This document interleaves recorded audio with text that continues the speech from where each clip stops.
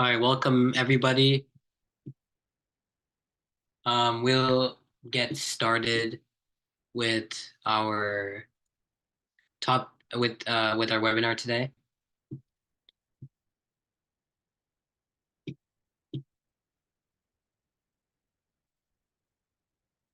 So I'm going to start sharing my screen.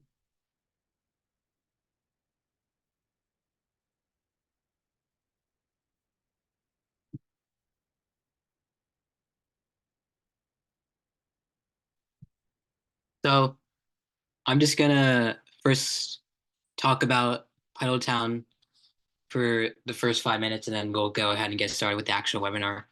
So Town Chess is a registered 501(c)(3) nonprofit organization here in Oregon to benefit young chess players.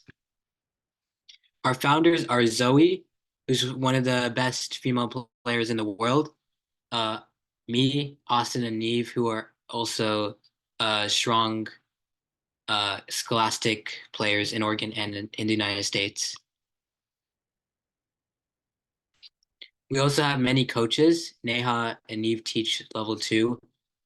Me and Vimal teach level 3.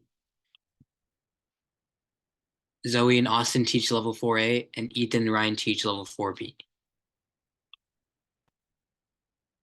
We also have more coaches. We have an international master teaching the elite training program, and we have Jerry, ML, and Aiden teaching casual nights. So here's some upcoming events for winter 2024. Actually, winter is almost over, or it might be over. I don't know. But yeah, we have a tournament in April on April 6th, which is a Saturday, 10 a.m. to 3:30 p.m. at Village Church, the same venue which we've been doing our tournaments at for the past year or so. It's in Beaverton, and what you can find there is game analysis with Town co-founders Zoe, me, Austin, and Eve. We are going to give out free pizza and trophies and medals to the winners. Also, our casual chess nights are every Thursday, 6:30 to 8 p.m.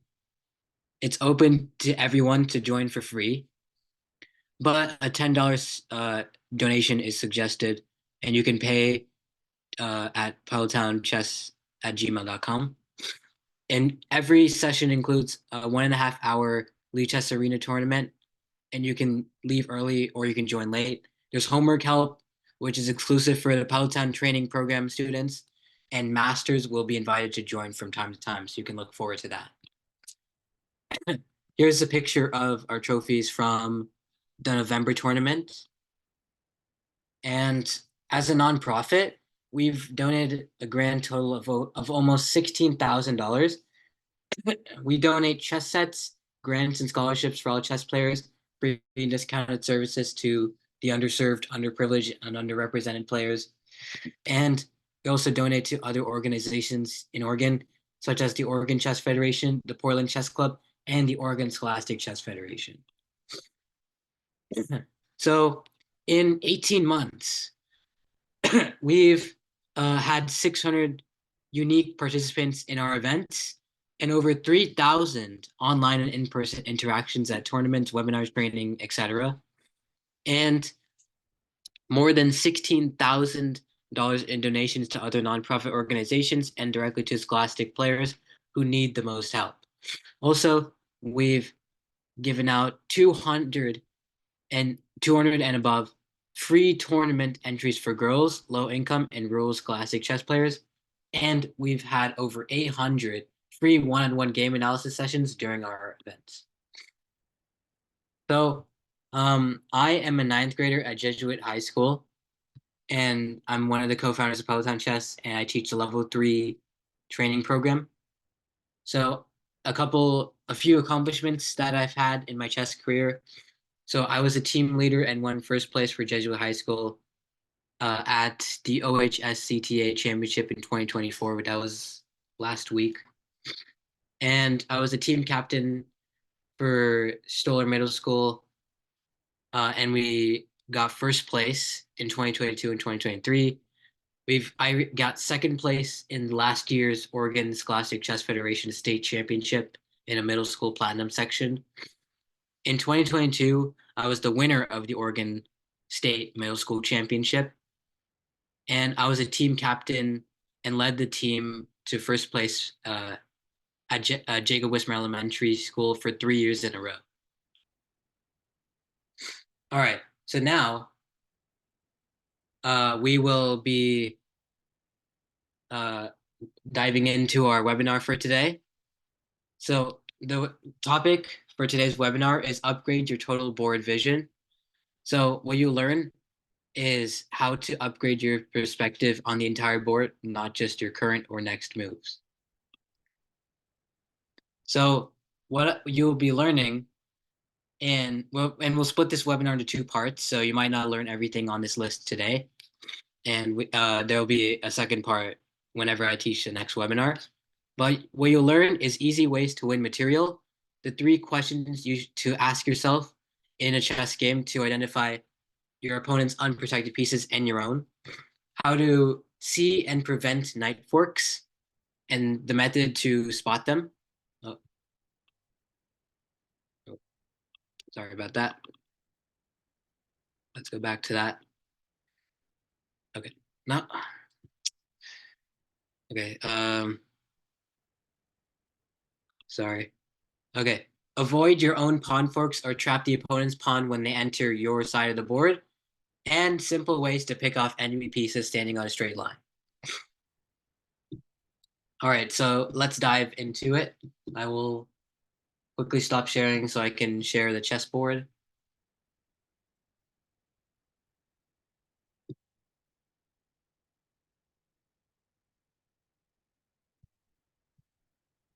All right. So first thing we'll talk about is unprotected pieces. So why do we need to pay attention to unprotected pieces? Well, leaving a piece unprotected is like neglecting your the mechanical parts of your car. It's risky. If we take an unprotected piece, we win material, which helps us win the game. Did you know that at the level which you guys are at, 70% of games have include one side achieving a winning position in the first 10 moves. That's insane. So it's very useful to be able to spot unprotected pieces because you can get pretty easy and fast wins.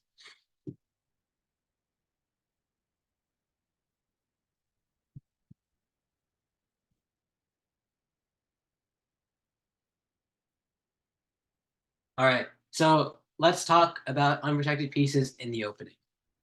So here is just a simple example. I'll flip the board. So we're playing as black. And what we have to do is spot the unprotected piece. So here, the bishop on g5 is unprotected. No other piece is defending it. So that means that if it's captured, um, no other piece could recapture on the g5 square. For example, if there was a knight on f3 or a pawn on h4, the bishop would be protected.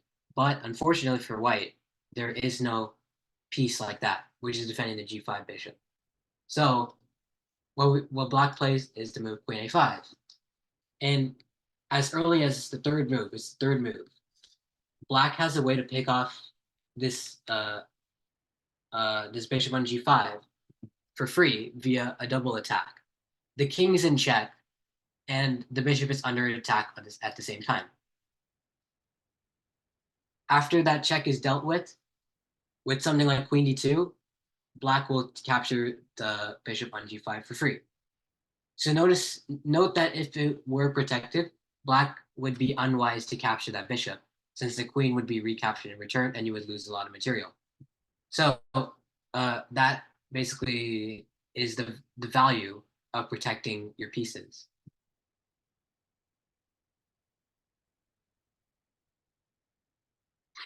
All right.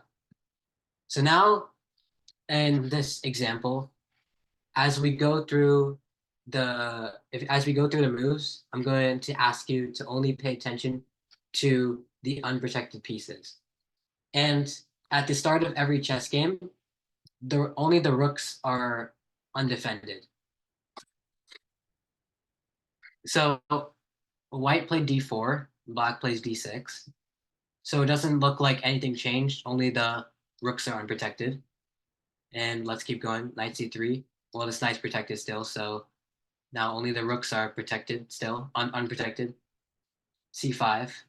All right, so now this pawn is defended, so we don't have to worry about that. And white plays knight f3. Still, the four rooks are unprotected.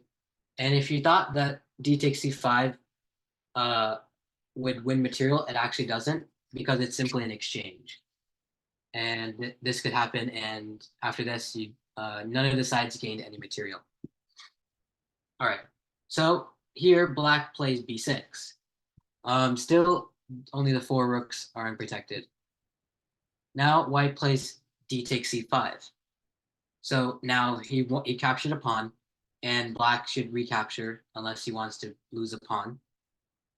And black recaptures with b takes c5. So still, only the four rooks are unprotected. But suddenly, it becomes possible to attack one of them. So let's see how. White plays queen d5. Good move. The rook on a8 is unprotected and cannot be protected by another piece. And white is going to win material since black must give up another piece in order to save the rook, such as a move like knight c6. And you can play queen takes c6, and white has won a knight. So any questions so far? Yeah. B takes c5. B takes c5 is a mistake. If this happens and you play queen d5, they can capture your queen, and that would end up being an equal trade. But yeah, all right, let's move on. All right, so we know that the rooks are the only unprotected pieces from the starting position, but there is one more square for each color that is particularly vulnerable. The f2 square for white and the f7 square for black are what are known as white or black's blind spots. And why is this? It's very simple. It's because these squares, f2 and f7, are only protected by the kings. So now I'll teach you how to defend this square so that nothing bad happens to you. And also, you'll learn some tricks to score some quick wins if you're brave enough to approach your opponent's blind spot. And it can be risky for both vehicles or both players. So yeah, let's move on. So white plays queen takes f7. And here the bishop and the queen work together to give checkmate and blind spot. Or bishop takes f7 might work. So you should take a mental snapshot and so that when you're playing a chess game, you could recognize when when the bishop and queen are both aimed at the f on the f7 square. All right, so now let's look at how you shouldn't play against e4, e5, queen h5. So this happens a lot, especially at the beginner levels. And as always, your attention should be directed towards the unprotected pieces. So many beginners play the move g6. That attacks the queen, and they think it's a good to attack the queen. However, you leave one of the unprotected pieces to an immediate attack. So white simply plays queen takes e5, and now that's a check, and the king has nowhere to move. And let's say you block the check, then white simply captures the rook in h8, and let's see, you lost a pawn and you lost a rook. That's really bad, and this is the fourth move of the opening. So white, it's not good for you to bring out your queen early in the game. There are specific exceptions to this rule, but typically you should not bring out your queen early in the game. But many beginners fall into traps like this and it's kind of haste. And this kind of haste is justified by the results that they get. So keep your unprotected pieces safe, and white will not be able to justify bringing his queen out early. So now let's look how you can win against the queen h5 stuff. So as we've saw in the last slide or position, white is attacking that e5 pawn. So the best move, of course, is to defend that pawn with knight c6. Also developing a piece at the same time, which is like 2-in-1. That's really good. All right.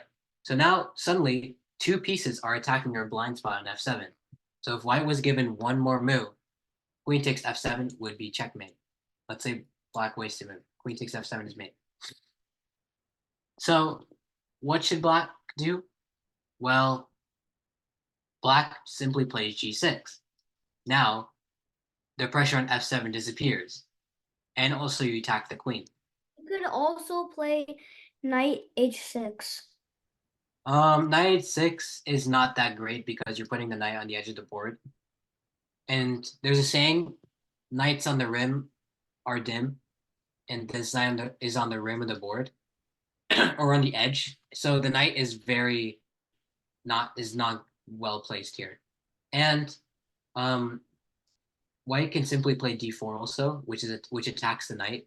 If he gets rid of that knight, then he's going to be threatening checkmate, right? So if you capture this pawn or something, bishop takes h6, he wins a piece because if you capture back, queen takes f7 is mate. So yeah, knight h6 is not good. Instead, g6 is so much more simpler.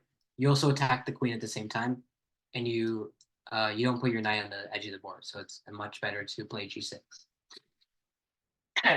So now white plays queen f3, and white persistently continues the attack on f7.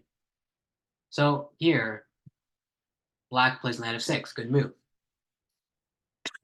So this move not only cuts the queen's communication to the f7 pawn, but develops a piece in the process.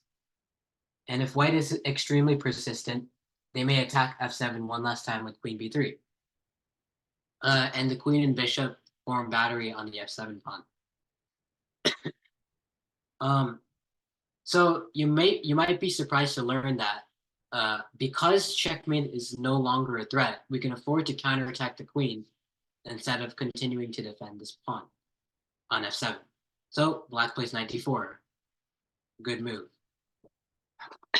And white plays bishop takes f7.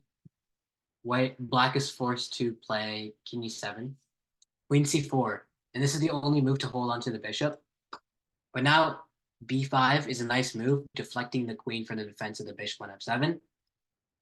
And white's greed has been punished because he's going to lose the bishop next turn.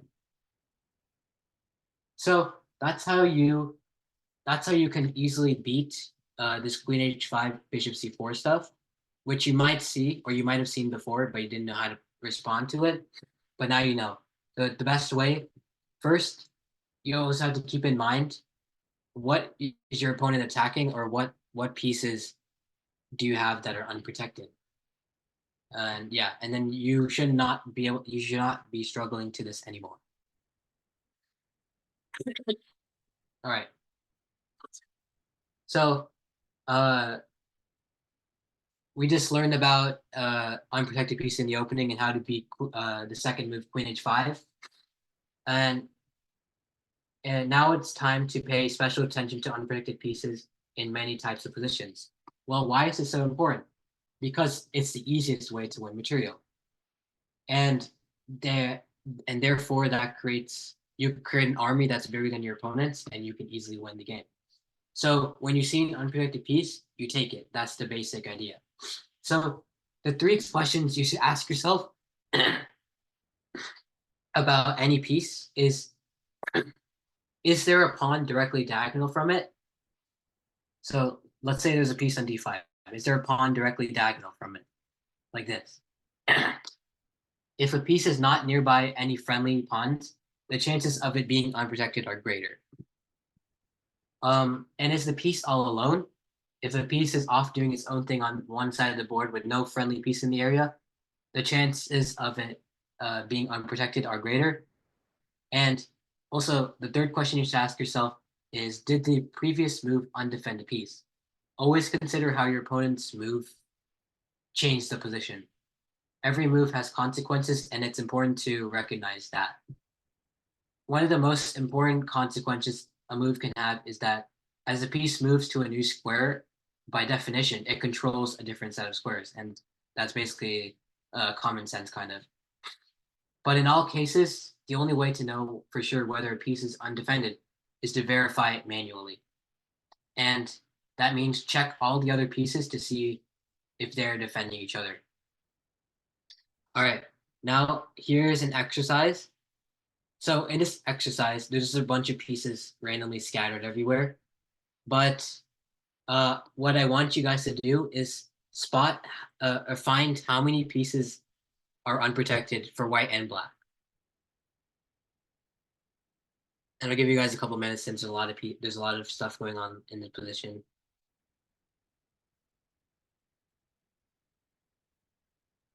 And once you get your answer, you can send it to me in privately in the chat. And make sure not to send it to everyone because then you'll give away your answer.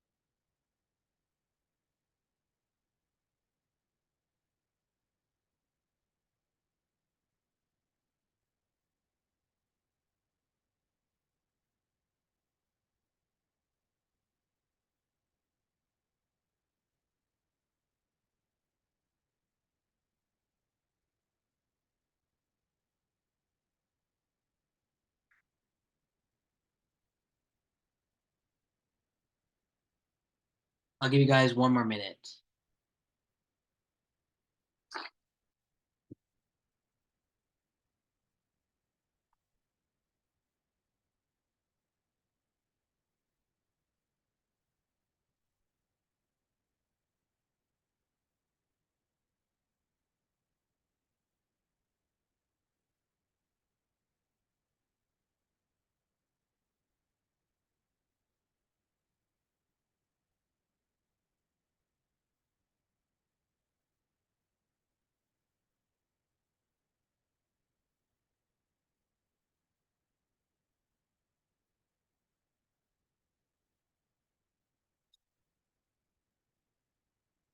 All right, so the correct answer is 0. Um, if you if you actually go through every single piece one by one, you'll see that all of them are protected. But obviously there are some pieces that are attacked by other pieces of less value, such as this queen on c8 attacked by this bishop on e6, but it is defended. So the question was, how many pieces are unprotected? Well, even though this queen is attacked, it is protected. So yeah, that's what I want you guys to recognize also. And it now in your games, it's time to start counting unprotected pieces. What's the idea of the strategy? Well, during the entire game, your full focus is to count the unprotected pieces and play your moves accordingly. And that's basically it. As we saw before, the rooks are the only pieces that are unprotected at the start of the game. But as the game progresses, there will be there will be more variety of pieces that end up being unprotected. So it's hard to start doing this, but if you just in your next game, just try for every move, count how many pieces are unprotected or find which pieces are unprotected, and then play your moves accordingly to that. And also make sure you don't hang any of your pieces, don't leave any of your pieces unprotected. Obviously, there are excuses to that, but typically just be really careful. All right, now let's do some exercises based on unprotected pieces. So, okay, here we're playing as black. And how can you win material here by just capturing an unprotected piece?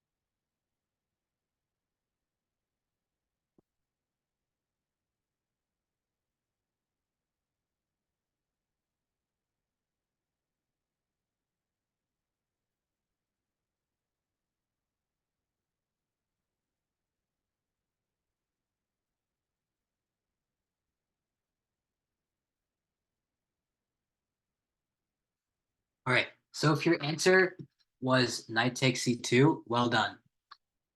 You take an unprotected pawn, and in addition, the king and rook are under double attack by this knight.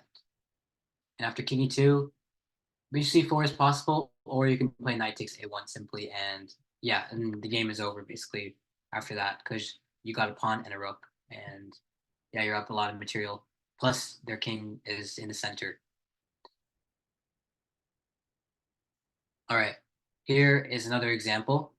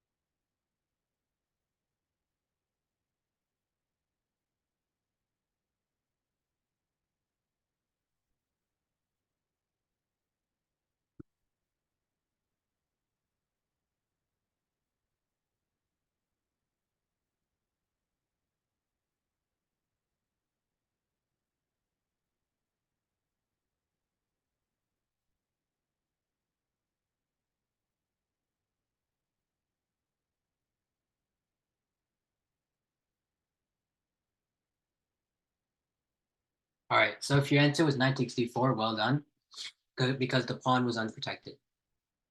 Also, the rook, this bishop on g5 was unprotected, but like you're not attacking it, so yeah, you gotta take on d4. So what you should do from now on is when you're playing games, when you're playing chess games, you should count the unprotected pieces and then uh, play the best move accordingly to that. And I recommend you use this technique in longer games, such as 10-minute games online, so that you have time to think. And playing faster will not allow you to unlock the power of this technique. And at the start, uh, if you feel the process of this takes too much energy, just do this during only this first 7 moves, then add a few more, and and keep doing that until the habit becomes automatic, and then it'll become like second nature. All right, now let's talk about underprotected pieces. So that's different than undefended pieces or unprotected pieces. So an underprotected piece is defended at least once, but by its definition is attacked at least the same number of times, if not more, than is defended. Underprotected pieces, just like unprotected pieces, are vulnerable to attack. So whether you can capture a piece is not solely determined by the number of attackers and defenders on it. Equally relevant is which pieces are attacking and defending, since not all pieces are created equal. When calculating in chess, then this necessitates a qualitative evaluation to go along with the routine counting, and is part of what makes calculation so difficult. And however, there are basic rules and processes to learn to get you started with this. And yeah, let's go. Let's move on. All right. So here is just a simple example. Um, the black knight is pinned to the black queen. If it moves, the queen will be taken, obviously. But for now, it's attacked once and defended once. So remember the criteria for an underprotected piece.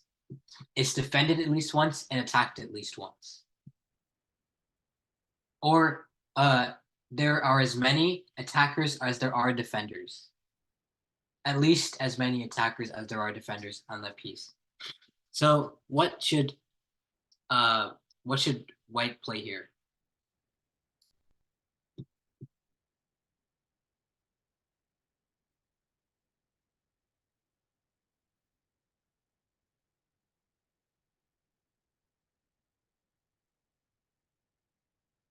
Yes, Sharanya, you have a question?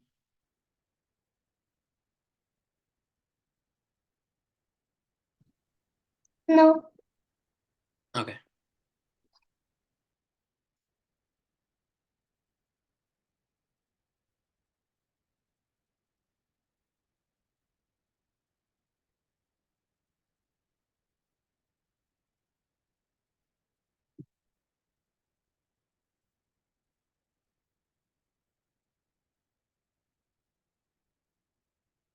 All right, the move is bishop b3 because you're attacking that knight.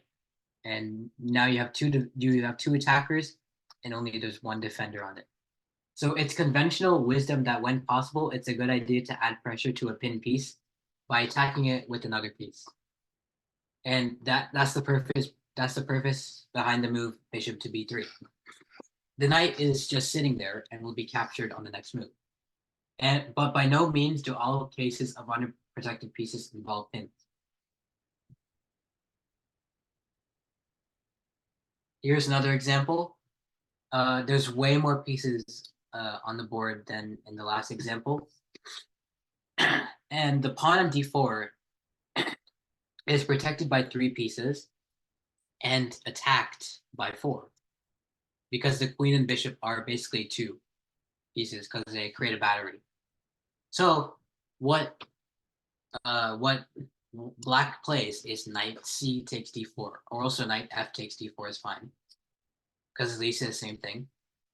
And as you go through the line, you'll see you win a pawn because white cannot capture d4 without losing their queen, since the bishop is defended by our queen on sitting on a7.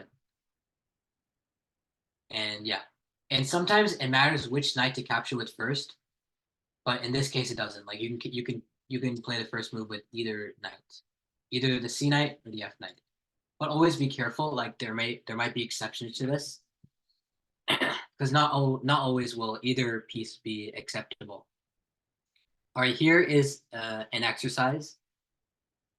But you do have to be careful in this exercise, though.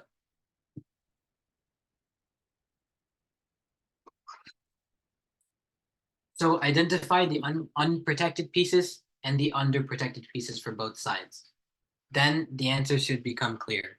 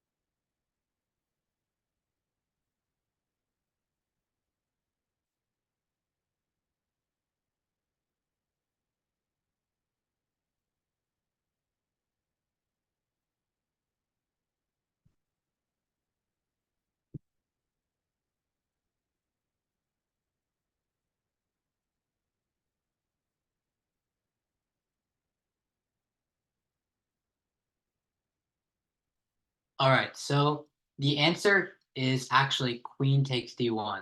This is the correct capture. You might have noticed that this rook on d1 is being attacked by both our rook on d8 and the queen on h5. However, rook takes d1 is a mistake. This is not winning because black's queen is unprotected as well by this knight on g3. You have to notice that.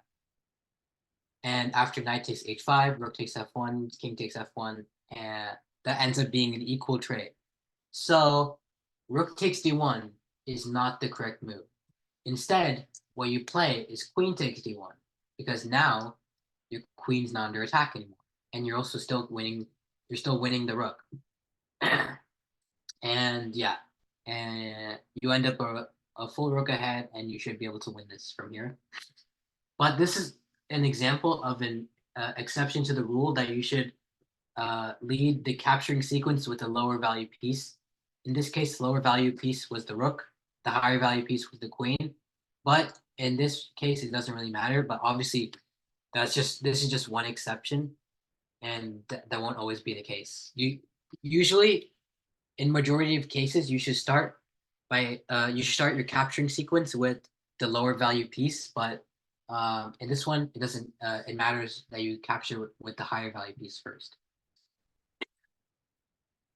So you must start to notice things in your positions such that the queen was under attack on h5 at the start. So if you can see that, you'll be able to spot what the correct move is. Because if you don't realize that and you just think, oh wow, rook takes d1 is a free rook, well you'll just end up losing your queen and it'll be an equal trade, and you just threw away the win you could have had really easily, and you still have to continue playing this position, which will probably end up in a draw because there's equal amount of material and no queens on the board.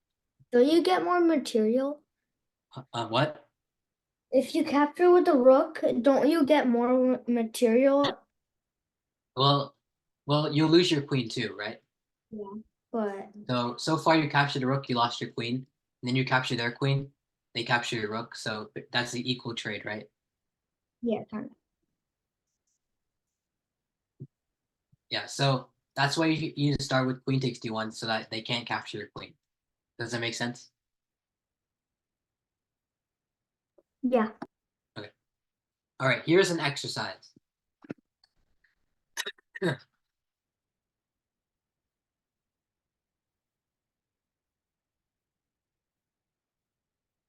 All right, here's another example of where you have two captures that might look good, but only one of them works.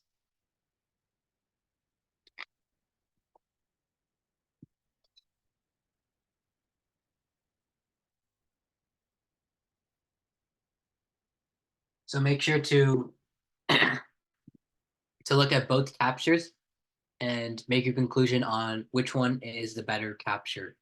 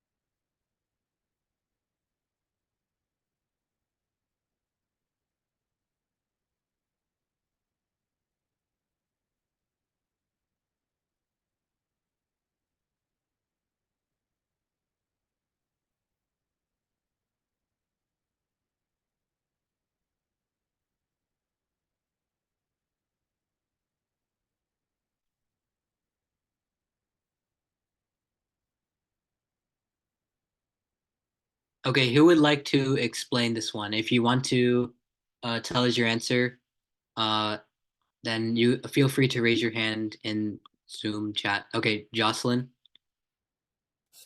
I would play rook takes d5 because if you take with the queen, then they have mate on e8. If you take with your rook, then your queen is still defending that square. Yeah, exactly. Yeah. All right, good job. So black wins the knight for free this way. Uh, and a knight is a lot of material, but it doesn't matter if you sacrifice your king. Like, I mean, by sacrificing your king, I mean getting checkmated. So yeah, you don't want this to happen. So you gotta always be careful. And if you want to, you can double check your moves, make sure they're fine. But yeah, if you have two captures, look at them both, see which, and make a conclusion based on which one looks good. But if there wasn't a checkmate on E8, like if you had a pawn on 8-6 or something, and it wasn't going to be checkmate, then I would recommend you capture with the queen because trading pieces when you're up material is it's better. It's easier for you to. But yeah, you would be getting a knight and a queen for one queen. Yeah, exactly, and it's also easier for you to win the game when queens are off the board. So that's another reason. Also, we can continue. Like they could play c4. Sorry, and, and this could look scary at first because there's like a pin here, but you have a nice resource, rook d1, which is a discovered attack, also giving them check. So then after this, you can capture the queen on e4. And rook d8 is another way, which defends the queen on a8, but it's less decisive. It'll take more effort for you to win. And yeah. And this tactic wouldn't work if the bishop weren't covering the checkmating square on d8. And hopefully you're paying attention to white's potential resources in addition to your own. And maybe spotted that everything is covered, but that's like extra. And it's important never to stop too early in your calculations, especially when you have tactical vulnerabilities hanging over your head, such as the possibility of back rank checkmate on your king. All right, now let's talk about piece alignments. So it's important to learn to recognize piece alignments and misalignments on the chessboard. When pieces are aligned on the same diagonal, rank, or file, it can sometimes be exploited by tactics, which results in material gain or loss. And becoming conscious of when pieces align empowers you to look for ways to exploit unfortunate alignments of your opponent's pieces and to be careful of your own alignments. So let's take a look at a quick example. Here, both kings sit on the e file. That means that they're aligned. But at the same time, black's rook and king are aligned on the 8th rank in the same way white's rook and king are aligned on the 1st rank.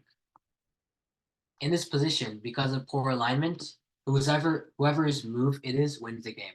So let's say it was black to move, then they would be able to win. But we're going with white to move here. So white first plays rook h8. The rook comes up to check out black's alignment issues, and then this ends up being an easy material win. This is a skewer tactic along the 8th rank. Black's king must move out of the way, and that leaves the unprotected rook on A exposed. And it would be very useful to know how to checkmate with the king and rook versus the king. If you don't know that, then I recommend you study that because it would be very useful. If you don't know how to checkmate with just a rook, then you'll likely end in a draw, and yeah, that's not very nice.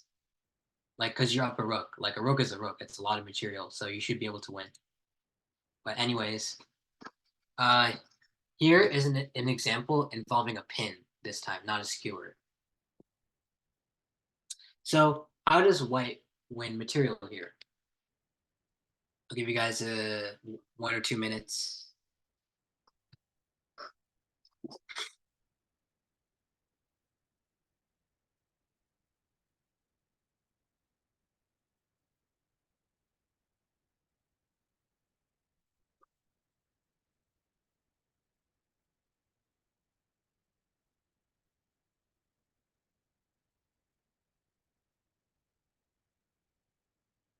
All right, many of you guys got it. So the answer is bishop to b2. There is some nice geometry going on in this position. The rook and bishop are aligned on the 2nd rank. and the queen and king are lined up along the a1 to h8 diagonal. With this move, white pins the queen to the king and will take it on the next move. Pretty simple. All right, now here's an exercise. And this is from a real game, by the way, with people of also near your level, near your guys' level. So near the 400 to 1000 range. So it's black to move here, and black captures this pawn, c5. So black is already up a pawn here, but he wanted to win another pawn. How can this be exploited?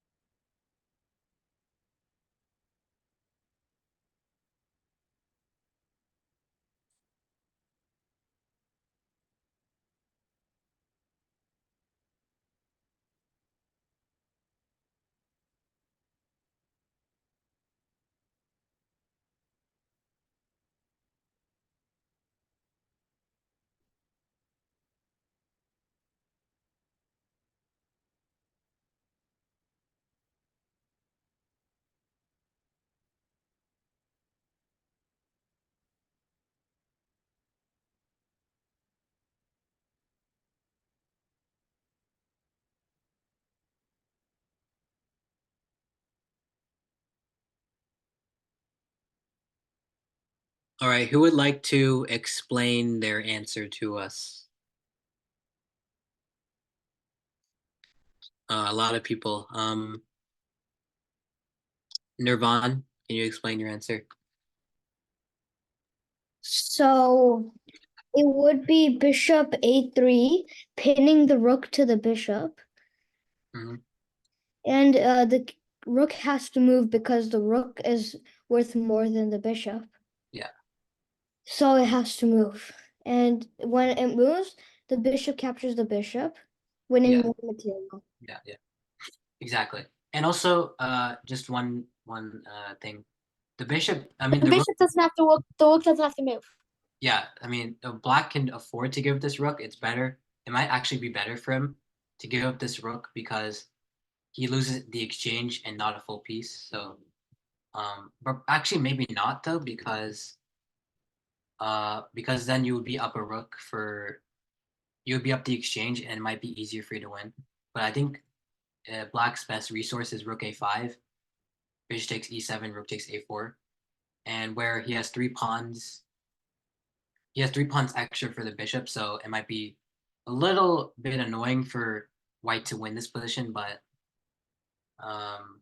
yeah, I think white should be able to win this because if he just plants his pawn on d4 and his bishop on c5, then he can continue to push this position. But yeah, bishop eight. The point of this exercise was to spot bishop a3, and that's the way to exploit your opponent's mistake. All right, here's an example involving a pin. So it's black to play here, and black takes this pawn on b5. Now it's white's turn, and you're tasked with winning material here.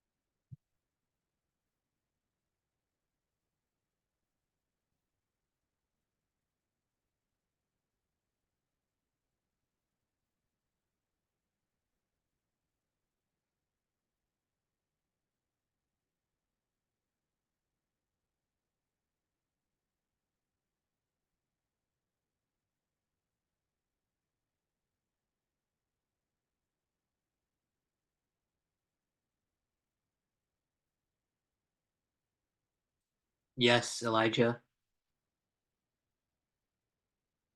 I was just gonna say that in that last position, um, you said that the best resource is to fight with 3 pawns for the piece. What about Yeah. 2 pawns for the exchange by just letting them capture your rook on c5?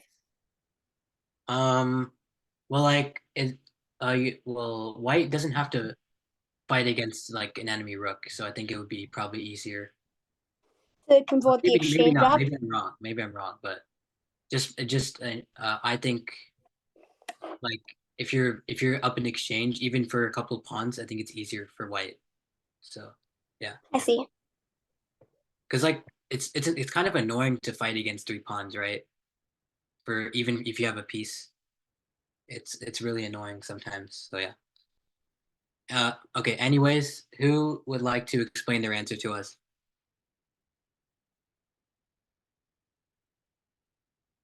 All right, Sharanya. We could play rook to the a8, pinning the knight to the king. Yes, exactly. Um, so yeah, the b8 knight cannot be protected. It can't move either because the king would be under attack. And after king d7, rook takes b8. Also, a follow-up question, Sharanya. Uh, why couldn't rook b1 be? Why couldn't rook b1 work? Did you see that?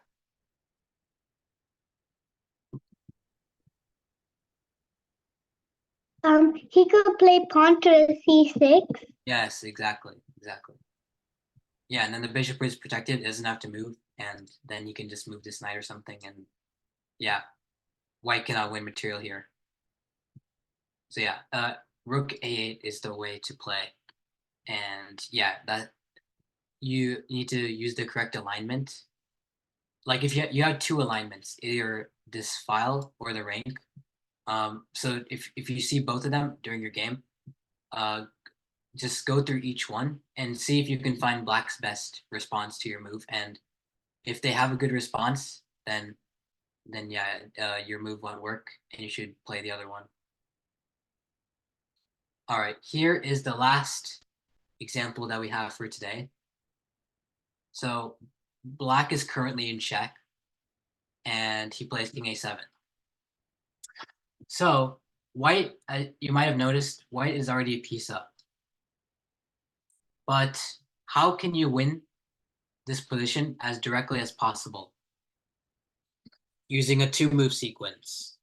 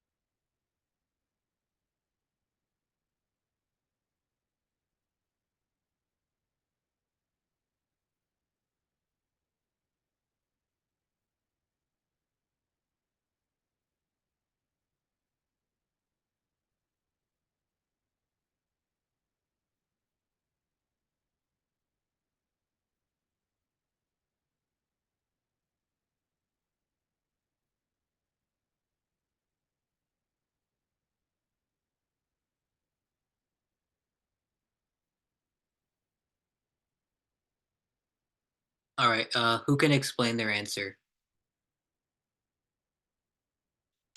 Yes, Elijah.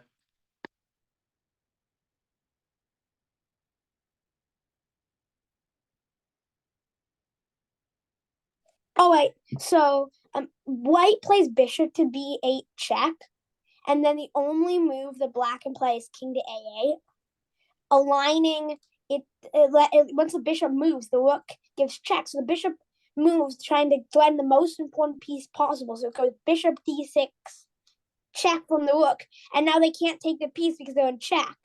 Yeah. So they move to king a7 or do something like that, and then you just take on c5. Yeah, exactly. So yeah, basically with this first move, you're setting up the discovered attack, which is a type of alignment, and then yeah, you just move the bishop, attack the queen. They have to get out of check, and then yeah, you just win their queen. And yeah, if you didn't see this, if you didn't see bishop b8, then you might be in trouble because your king is also very unsafe. So you got to play bishop b8. You can end the game really quickly after that. But if you didn't see it, then yeah, you might actually be in trouble because your king is extremely unsafe here because all your pieces are on this side of the board. So yeah, this is kind of like your one chance. But yeah, you can end the game really easily after this. You win the queen. You just up the full queen after that. Yeah. All right. Um. So yeah, that was the last example for this webinar. And as I said before, there will be a second part to this because we're not done. There's a lot more that you guys should need to learn. Um. All right. Any questions?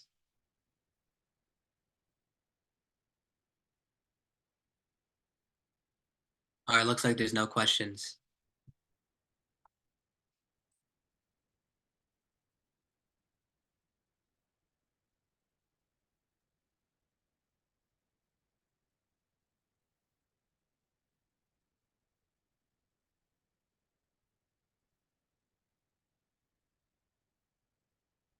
All right. Yeah. So that wraps up the webinar.